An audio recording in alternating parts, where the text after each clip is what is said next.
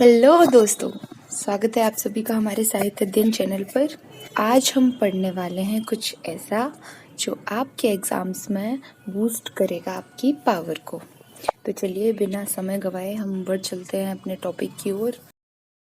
तो आज हमारा टॉपिक है मिश्रित अर्थव्यवस्था। यदि इंग्लिश में देखें तो हम इसे कहेंगे मिक्स्ड इकोनॉमी। तो पहले तो मैं आपको अपने शब्दों में बताना चाहूँगी कि मिक्स्ड इकोनॉमी का अर्थ होता है, आशय होता है एक ऐसी इकोनॉमी जहाँ पब्लिक एंड प्राइवेट सेक्टर यानी कि गवर्नमेंट और प्राइवेट सेक्टर दोनों को समान अधिकार प्राप्त हों और दोनों ही एक दूसरे के साथ कोऑर्डिनेशन बना के काम करें। क्या समझे? जहाँ गवर्नमेंट यानी कि शासकीय यानी कि पब्लिक सेक्टर और प्राइवेट सेक्टर दोनों को प्राथमिकता दी जाए, दोनों का प्रचलन हो, ऐसी अर्थव्यवस्था को हम मिश्रित अर्थव्यवस्था कहते हैं। चलिए बढ़ चलते हैं अब मेन मुद्दे के ऊपर। भारत ने मिश्रित अर्थव्यवस्था का मार्ग किन कारणों से चुना है? तो देखिए भैया, मिश्रित अर्थव्यवस्था भारतीय परिस्थितियों को देखते हुए पूर्णतः उपयुक्त है। यानी कि चूंकि आप सभी जानते हैं कि हम अब 140 करोड़ भारतीय हो चुके हैं, 142 करोड़, तो यहाँ गवर्नमेंट के पास इतनी क्षमता नहीं है कि वो सबको सरकारी नौकरी दे पाए। तो इसके लिए हमें ये मिक्स्ड इकोनॉमी चलानी पड़ती है, जिससे कोई बेरोजगार ना रहे, कोई भूख से ना मरे, सबके पास अपना अपना रोजगार हो, सब काम करें, अपना रोटी कपड़ा मकान की व्यवस्था करें। यानी कि जहाँ हर महिला सुरक्षित हो, हर बच्चा पोषित हो। तो इस प्रकार से हम देखते हैं कि जो मिश्रित अर्थव्यवस्था है वो भारत के लिए बहुत ही उपयुक्त सिद्ध होती है। उपयुक्त अर्थात परफेक्ट। ओके, तो देश में पाए जाने वाले उद्योगों का उचित वितरण निजी और सार्वजनिक क्षेत्र में किया गया है। अब देखिए, उद्योग यानी कि इंडस्ट्रीज किस सेक्टर में आती है? प्राइवेट सेक्टर में। जैसे कुछ इंडस्ट्रीज हैं वो गवर्नमेंट के अंडर भी आती हैं, पर वो पूर्णतः गवर्नमेंट अथॉराइज नहीं है, जैसे भेल, गेल, सेल, ये सभी। ठीक है। और यदि मैं सीधे सीधे उद्योगों की बात करें तो अंबानी इंडस्ट्रीज देख लीजिए, आप टाटा इंडस्ट्रीज देख लीजिए। तो ऐसी कुछ इंडस्ट्रीज हैं, कुछ नहीं बहुत कुछ है, बहुत सारी हैं। अडानी इंडस्ट्रीज देख लीजिए आप। तो ये कहीं ना कहीं भारतीय जनमानस को सहायता प्रदान कर रही हैं उनका रोजगार प्राप्त करने में। लेकिन इनके पास स्वामित्व तो है। स्वामित्व यानी कि अथॉरिटी, संप्रभुत्व अर्थात सोवरेनिटी, मतलब कि जहाँ कोई भी व्यक्ति स्वतंत्र होता है अपने निर्णय लेने के लिए। लेकिन यहाँ पूर्ण रूपेण हम उन्हें सारी अथॉरिटीज नहीं दे सकते हैं। तो यहाँ राज्य का भी हस्तक्षेप रहता है। राज्य अर्थात भारतीय सरकार। तो आवश्यक व मूलभूत उद्योगों पर राज्य का नियंत्रण होने से दो लाभ होंगे। यहाँ मतलब स्वतंत्रता भी देते हैं कि आप आइए, भारतीय लोगों को रोजगार दीजिए, हमारी इकोनॉमी में योगदान दीजिए, हमारी अर्थव्यवस्था में योगदान दीजिए, लेकिन पूर्ण रूपेण हम उन्हें सभी अधिकार नहीं देते हैं। ठीक है, नहीं तो वो अपने मन की करने लगेंगे। उन पर विशाल राशि व्यय करके उनका विधिवत विकास संभव हो सकेगा तथा उनकी मांग को प्रभावशाली बनाया जा सकेगा। देखिए, वही बात कही गई है कि इंडस्ट्रीज रहेंगी, उनमें से कुछ पैसा सरकार भी लगाएगी और इससे उनका भी फायदा, सरकार का भी फायदा और देश का भी भला। उससे होने वाले लाभ लोक कल्याण व जनोपयोगी कार्यों में खर्च हो सकेंगे। ठीक है, लोक कल्याण व जनोपयोगी कार्य यही कि बच्चों के लिए पोषण की व्यवस्था की जाए, जिनके पास घर मकान नहीं है उनकी व्यवस्था की जाए, भारत में कोई बेरोजगार ना रहे, सबको अपना अपना रोजगार प्राप्त हो, जिससे वो आय प्राप्त करें, अपने परिवार का भरण पोषण कर पाए। ठीक है, उससे होने वाले लाभ लोक कल्याण व जनोपयोगी कार्यों में खर्च हो सकेंगे। इसके विपरीत कुछ महत्वपूर्ण उद्योग निजी स्वामित्व के अंतर्गत हैं, जहां आर्थिक स्वतंत्रता को पनपने का पूर्ण शुभ अवसर मिल सकेगा। यहाँ ये भी बता दिया गया है कि हमारी जो इकोनॉमी है और जो इकोनॉमिक रूल्स हैं वो एकदम रिजिड नहीं है, थोड़े सॉफ्ट हैं। मतलब कि भारतीय सरकार कठोरता पूर्ण रूप से किसी पर शिकंजे नहीं कसती है। मतलब जो उद्योग धंधे हैं उनके साथ बड़ा ही सहज सा व्यवहार किया जा सकता है, जिससे वो अपने निर्णय स्वयं ले सकें, किंतु वो निर्णय देश हित में होने चाहिए। ये ऐसा नहीं है कि वो अपनी मनमर्जी करें। तो इससे उनको क्या रहेगा, यदि आप उनको उनके निर्णय स्वयं लेने देंगे तो उनको और भी अच्छे अवसर मिलेंगे और वो भारतीय लोगों को और भी अच्छे अवसर प्रदान करेंगे। लेकिन समय समय के हिसाब से, अब आप कहो कि देश में बाढ़ और सूखा हो रहा है और यहाँ बात चल रही है कि भारतीयों को हम विदेश भेज रहे हैं आर्थिक नीति के तहत, तो ये तो संभव नहीं है भैया। जब व्यवस्था साम्य में आ जाएगी तब इस नीति में परिवर्तन किया जा सकता है। और चूंकि ऊपर कहा गया है कि जब भी आवश्यकता होगी तो वर्तमान की स्थिति को देखते हुए सरकार का भाग कुछ अधिक अवश्य है, परंतु वह समय के अनुकूल ही है। अर्थात सरकार का हस्तक्षेप रहेगा पर समयानुसार उसमें परिवर्तन होते रहेंगे। अतः अंत में कहा जा सकता है कि भारतीय अर्थव्यवस्था पूंजीवाद और समाजवाद के बीच प्रणाली है। यानी कि पूंजीवाद अर्थात कैपिटलिज्म, समाजवाद यानी कि सोशलिज्म। तो इससे क्या रहेगा कि जो हम कह सकते हैं कि जो मिक्स्ड इकोनॉमी है वो एक कोऑर्डिनेशन बनाता है। जो इंडियन इकोनॉमी है वो एक कोऑर्डिनेशन बनाता है कैपिटलिज्म एंड कम्युनिज्म के बीच में, यानी कि सोशलिज्म के बीच में। तो ये थी भैया हमारी मिश्रित अर्थव्यवस्था। अब हम देख लेते हैं इसके गुण और दोष। देखिए, इस प्रणाली में दोनों प्रणालियों के लाभ प्राप्त होते हैं। यह प्रणाली दोनों प्रणालियों का सम्मिश्रण होने के कारण एक दूसरे के दोषों को समाप्त कर देती है, क्योंकि जहां पूंजीवाद अपने शोषण की प्रवृत्ति पर उतारू होता है वहां सरकारी नियंत्रण आगे आकर उस पर प्रतिबंध लगा देता है। देखिए, जैसा मैंने अभी ऊपर आपसे कहा कि जो शासन होता है यानी कि सरकार होती है वो, और जो प्राइवेट इंडस्ट्रीज होती हैं, ये दोनों आपस में एक दूसरे से मिलकर कोऑर्डिनेशन बनाते हुए चलती हैं, अर्थात समन्वय बनाते हुए चलती हैं। क्योंकि अगर पूर्ण रूपेण सभी अधिकार पूंजीवादियों को दे दिए जाएंगे, यानी कि जो इंडस्ट्रीज के मालिक होते हैं, जिनके पास अधिक धन होता है, उनको हम पूंजीवादी कहते हैं। पूंजीवाद अर्थात जिनके पास अधिक पूंजी हो, तो हम पूर्ण रूप से उनको नहीं दे सकते हैं। सरकार समय समय पर जरूरत पड़ने पर उन पर प्रतिबंध भी लगाती है। ये राजकीय शिकंजा इतना बढ़ जाता है कि यह व्यक्तिगत स्वतंत्रता को समाप्त करके अपने दोष प्रकट करने लगता है। लेकिन कभी कभी क्या होता है कि सरकार के जो रूल्स एंड रेगुलेशंस होते हैं, जिनको हम कह सकते हैं राजकीय शिकंजा, शिकंजा तो नहीं कहेंगे, मतलब कि राजकीय रोक टोक, वो इतनी बढ़ जाती है कि जो इंडस्ट्रियलिस्ट्स होते हैं, यानी कि जो पूंजीवादी लोग होते हैं, वो अपने निर्णय लेने के लिए स्वतंत्र नहीं रहते हैं। और ऐसा करके सरकार उनकी व्यक्तिगत स्वतंत्रता को भी प्रभावित करती है, अर्थात वो अपने निर्णय स्वयं नहीं ले सकते हैं। तो जब कोई व्यक्ति स्वतंत्र ही नहीं होगा अपने निर्णय स्वयं लेने के लिए, तो फिर वो क्या देश हित में काम करेगा। परंतु मिश्रित अर्थव्यवस्था राज्य के इस नियंत्रण को जहां एक ओर सीमित मात्रा में रखती है, वहीं दूसरी ओर पूंजीवाद को भी बहुत कुछ पंगु बना देती है। लेकिन जो मिक्स्ड इकोनॉमी होती है, यानी कि मिश्रित अर्थव्यवस्था, तो ये क्या करती है कि जो राज्य की नियंत्रण होते हैं, यानी कि सरकार के जो रूल्स एंड रेगुलेशंस होते हैं, उनको भी लिमिटेड ही रखती है, और पूंजीवाद जो होता है उसको भी पंगु बना देती है। पंगु का अर्थ होता है लंगड़ा।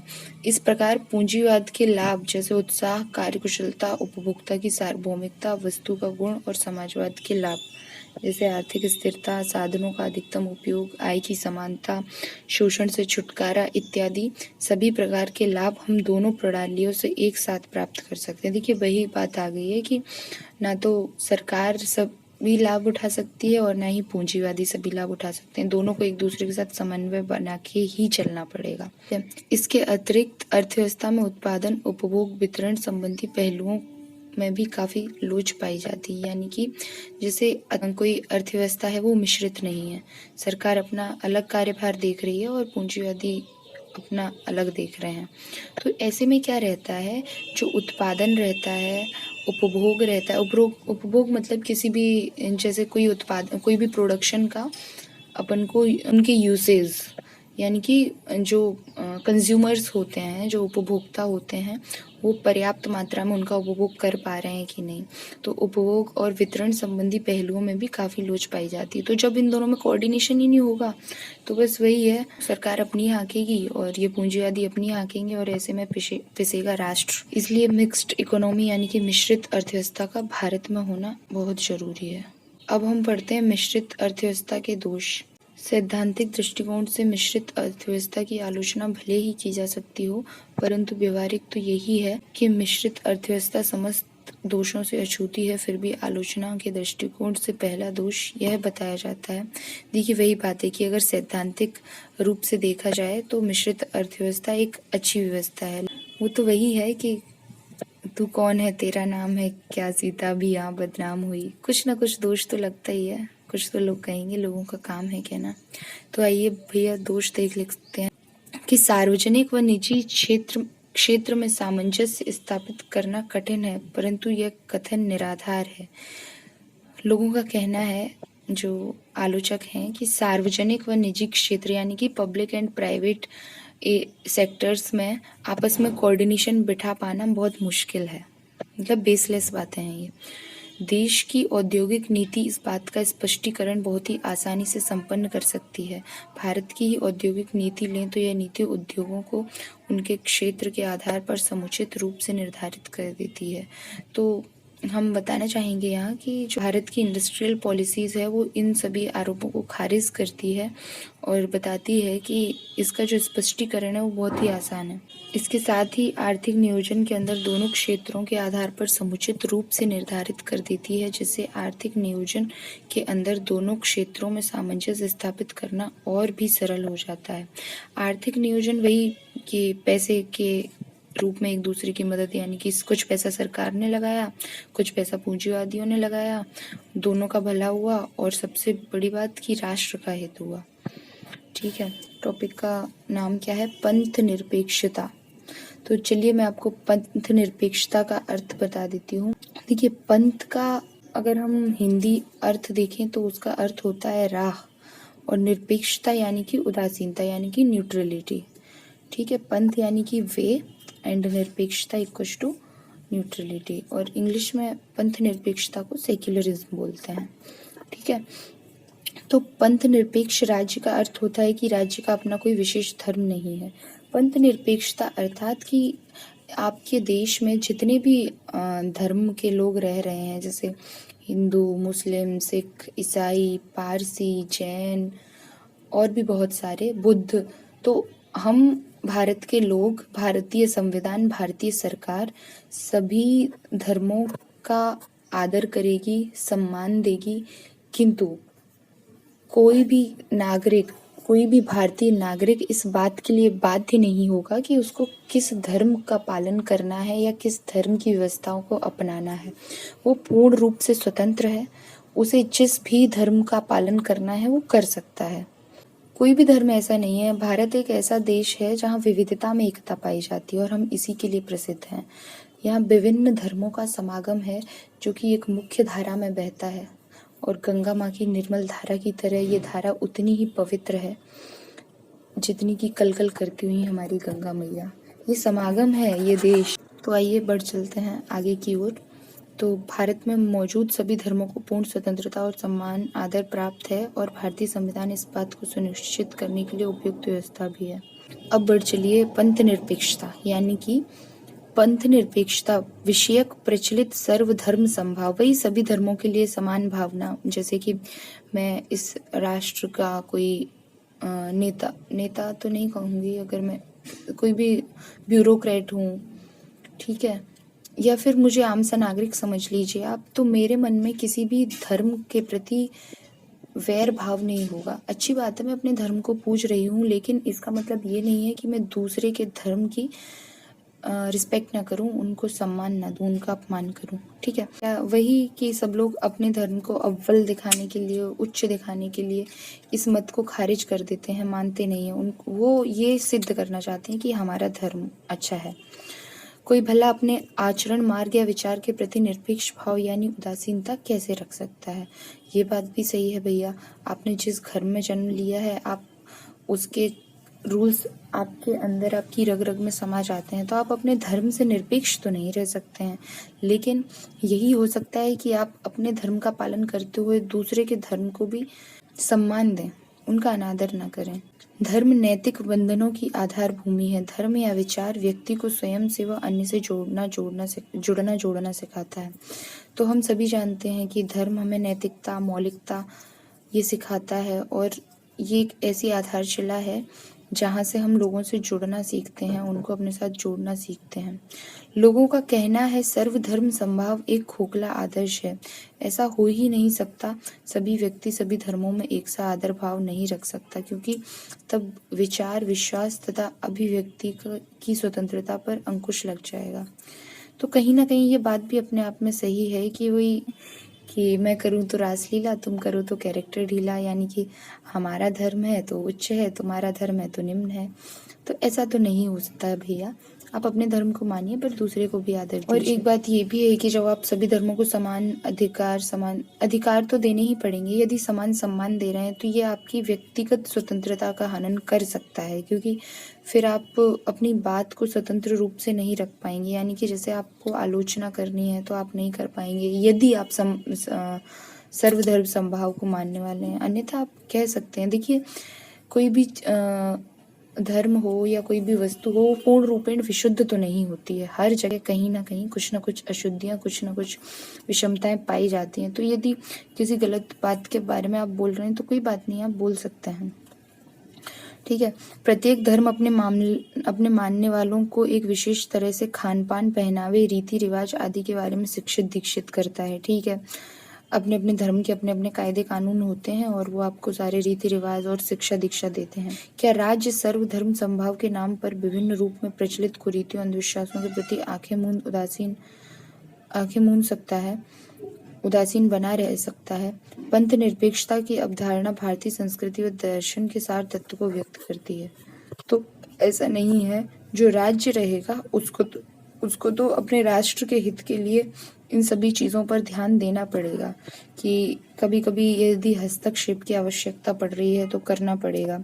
कोई कुरीतियां हैं जो मानव के मौलिक अधिकारों का हनन करती हैं तो उन पर भी विचार विमर्श करना पड़ेगा।